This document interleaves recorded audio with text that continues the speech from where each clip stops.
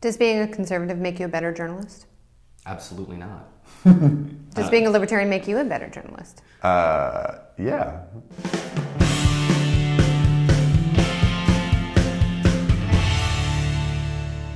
I'm here with Andrew Kirell and Noah Rothman. They're two editors at Mediaite. It's Dan Abrams' super sexy media venture. And they write about things that are smart and happening and very, very new. So what the hell is Mediaite? In one sentence or less, describe it. It's the intersection of politics and media, or a chronicle of blowhards. Chronicle of Blowhards, I like that. I agree. We chronicle, and sometimes we blow hard. It's very good. Blowhards chronicling blowhards is a good way to put it. So discuss the growth and strength of Mediaite. Why are you guys growing when so many outlets are floundering?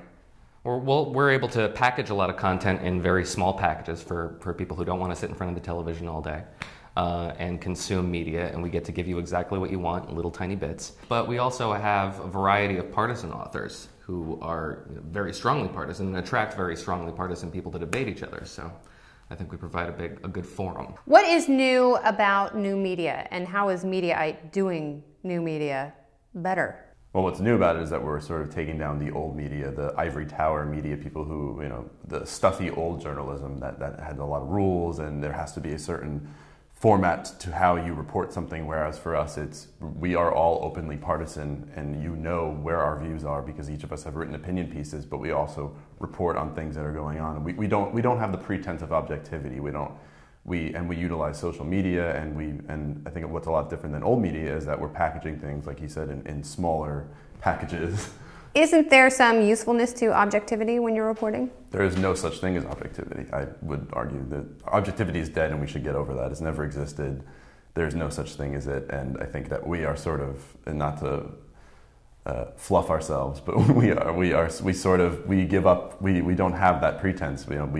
I'm a libertarian, he's conservative, we have a hard left-winger, Tommy Christopher, and then we have a bunch of other default New York liberals who they generally see things from a liberal point of view. I would take some exception with that. There is always going to be a market for legacy media. There's always going to be a market for real reporting, straight reporting that takes days, even months, and real sourcing, right. and that has to be objective to a certain extent. There's always a bias in the reporter, and that's sort of our job, is to identify that reporter's bias by knowing their work and being able to identify patterns in their work and patterns of behavior, and that just kind of adds clarity to the work, but that doesn't take away from its value as an objective report.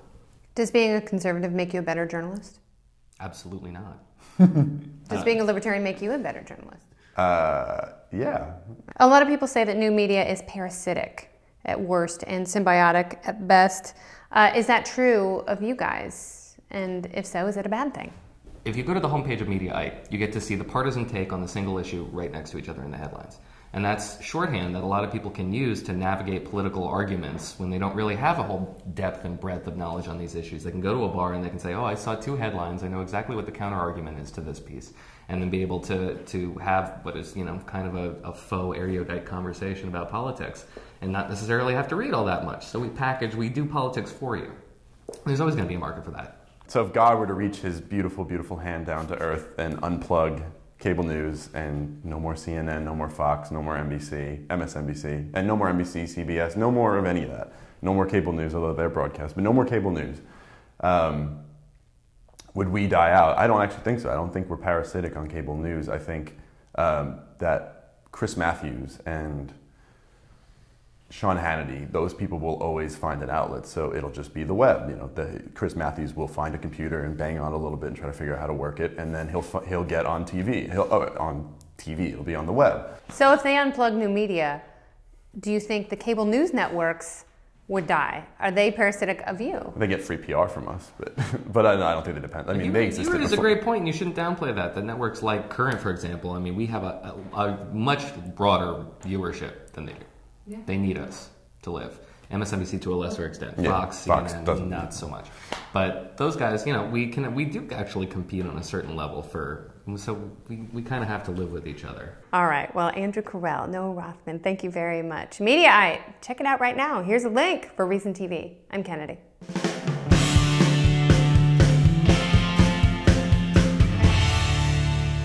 Did we actually make a whole bunch of dick references? I trust you're editing all this out.